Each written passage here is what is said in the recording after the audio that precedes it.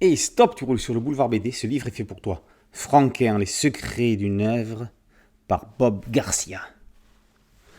Le 3 janvier 1924, il y a tout juste 100 ans, naissait André Franquin, celui qui allait devenir l'un des plus grands génies d'un art encore balbutiant, la bande dessinée.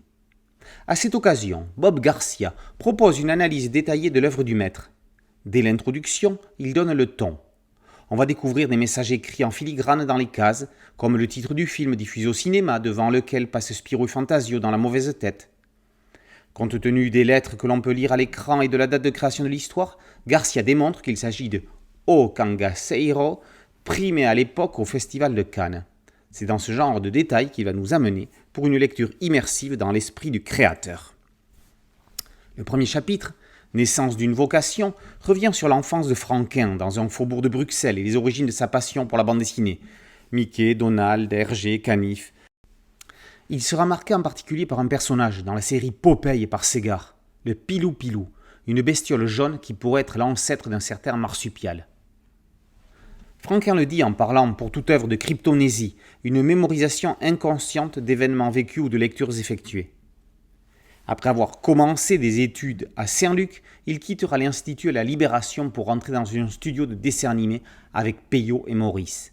Puis, ce sera l'entrée dans le monde de la bande dessinée en arrivant à la rédaction de Spirou pour suppléer le grand Gigé, auteur à mettre au pinacle, exactement au même rang que Franquin, Hergé, Maurice et Uderzo.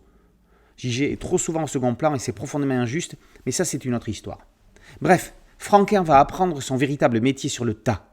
Sa carrière ne va plus jamais s'arrêter pour atteindre les sommets que l'on connaît.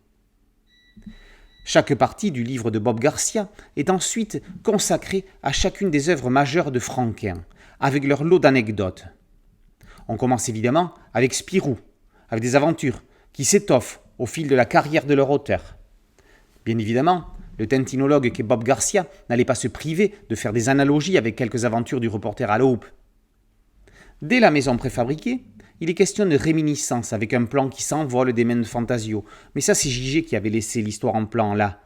Quand il récupère le papier, Fantasio s'exclame « Je l'ai !» tout comme Tintin l'a fait quand il lui est arrivé la même chose dans les cigares du pharaon. Mais qu'on ne s'y trompe pas, on n'est pas dans un livre comparatif entre les œuvres d'Hergé et de Franquin. Radar le robot est inspiré du Métropolis de Fritz Lang.